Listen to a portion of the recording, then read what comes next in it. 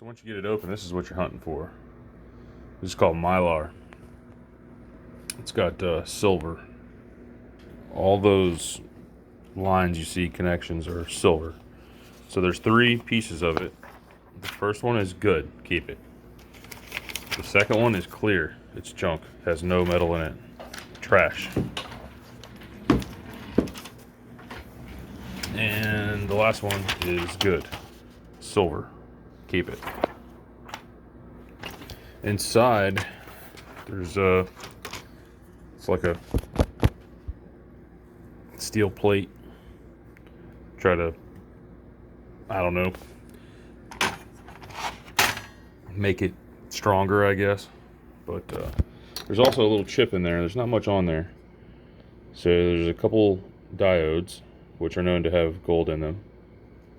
And then on the back, the fingers, I don't even know what they are. But this board, not really anything special. Those aren't plated either.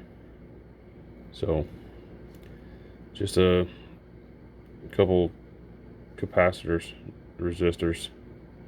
That's about it.